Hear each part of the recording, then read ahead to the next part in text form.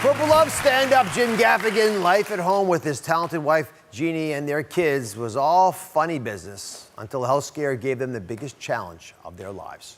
Indiana native Jim Gaffigan has carved out a successful career in comedy using his unique brand of observational humor and relatable personality. He's headlined countless stand-up specials, racked up Grammy nominations for his comedy albums, and even starred in his own sitcom, The Jim Gaffigan Show. Right now, you can see him on Amazon's very first stand-up comedy special, Jim Gaffigan, Quality Time. 16 years ago, Jim fell in love with fellow writer Jeannie, and together they lived out a love story that was the envy of the comedy world. They got married and together produced numerous TV shows, stand-up specials, and 5 children that they adored. From the outside, their life was a romantic comedy. Until everything changed when Jeannie received a terrifying diagnosis. A tumor was growing on the stem of her brain, and she needed immediate surgery. That's when Jim found himself in the greatest role of his life. I think you should take more, because I think you look thin. Being a caretaker to his wife and bearing witness to her strength as she proved she is a survivor. Please welcome Jim and Jeannie Gaffigan.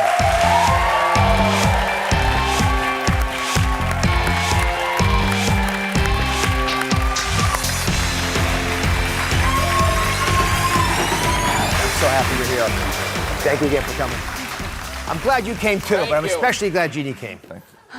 So before I get started, I know that you're a little bit hoarse because you just had a procedure. Yes. And the hoarseness was related to the operation you had for your brain. I saw the tracheostomy in some of the pictures. Yes. But it's just fantastic that you're here, and I want to assure everybody, you've told us you're doing well. I'm doing great. Okay. I can't complain. Thank you.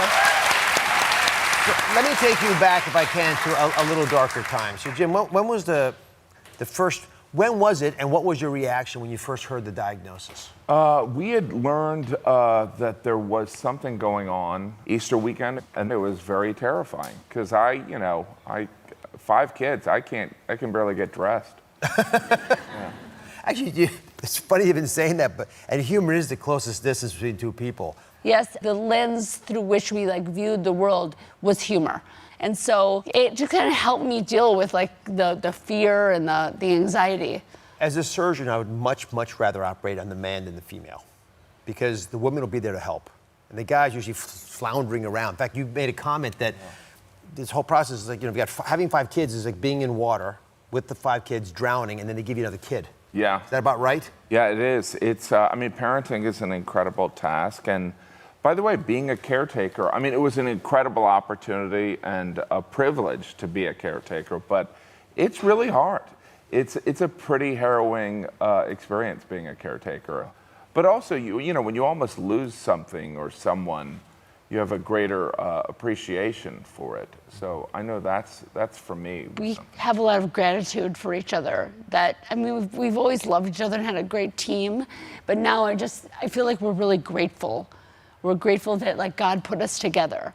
Yeah, that God bless him for doing that. So I have an appreciation for what you probably went through, just because so many women come on the show and they've ignored symptoms, even symptoms that are sort of obvious. So how did you finally get pulled into getting taken care of? Well, a doctor, and I really have a new appreciation for doctors and healthcare workers. But I also think what's really important, and what a lot of this book is about, is that I was ignoring all these things about myself, hearing loss, headaches, dizziness, balance, that had I really sat down and thought, let me take some time for myself and let me listen to what that voice is telling me, then I probably would have gone to the doctor a little bit earlier. I don't want to generalize, but for me and for a lot of really busy women, is that we tend to ignore what we need to do to take care of ourselves. And if anything, I could just Well, the book's called When Life Gives You Pears. And this, pears is not an accident. Not an accident. Come up here, I want to show you what it is. So Jeannie was diagnosed with a benign brain tumor, which sounds like it's okay, but it's because of where it's located, not okay. It was a inverted pear-shaped glob, per your description. Yes. We would call it a tumor in the brainstem of the brain. It's this little green stuff here. This is the base of your skull, right? That's a cheekbone over here. And this is way down deep in there, lots of blood supply coming there. And if I can just actually show you the real images, because this is actually art trying to make this a little bit more visible, but this is the actual image of your brain coming from the top down. You're gonna see your eyeballs start to appear up top there. And here in the back, middle part of your brain, that little yellowish green area, that's not supposed to be there. And it is shaped like a pear. It's a pretty good description. What is it like looking at this scan, realizing what you had to beat? Yeah, it's like I can kind of hear a time bomb ticking when I see it. And I just, walking around with something like that and not being aware of it is shocking to me. And when I see that, I just feel so much gratitude that I'm standing here and I can still, be alive and be here with you today. It just gives me so much gratitude. And Can I show you an actual brain? Yes. Okay, Jim, head over here a little bit. I'm gonna walk you to this little table here, and I got this for you. It's in purple gloves in case you want to touch it. You don't have to. I'd love to. But if you want to, yeah. Put this in your pocket. So this is actually a pretty good replica. And if you look inside the brain, the base of the skull, it was a pear-shaped structure. It was oriented in a sort of like that. And I actually have a real brain. Oh, wow.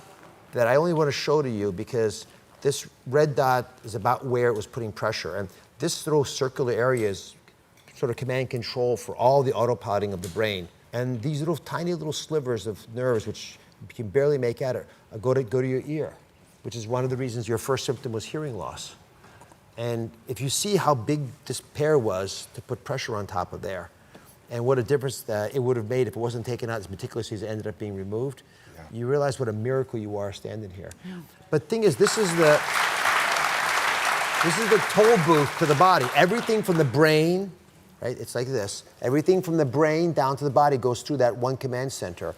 And in an analogous fashion, you're the toll booth for the family, right? Yeah. Everything's got to go through you because he's not going to carry the load. I can already tell that. And he can do it for a while, and for 5 kids in particular. And the reason you're coming on was so important to me is because there are millions of women who are ignoring, hopefully not as serious a problem as you have, but which is why what you're doing is so important to all of us. Thank you. I hope you appreciate that. Thank you so much. The honor's mine. What do you think about the brain now that you got one here? Besides your own.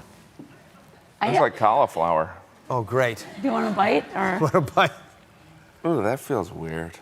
Yeah. And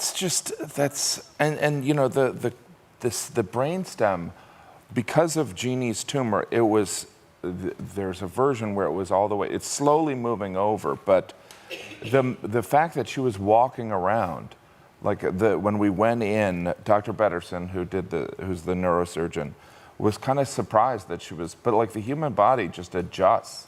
Yeah, I'm surprised you're walking now, and you can hear me and look the right way and everything else. It's a miracle. Yeah, it is a miracle. Jeannie's book is it could be called The Miracle, but instead it's called When Life Gives You Pears, The Healing Power of Family, Faith, and Funny People. It's brave, funny, and poignant. Congratulations. Get a copy, guys, and share with people you care about. Thank you for watching. Don't forget to subscribe and turn on notifications so you never miss out on new videos to live the good life.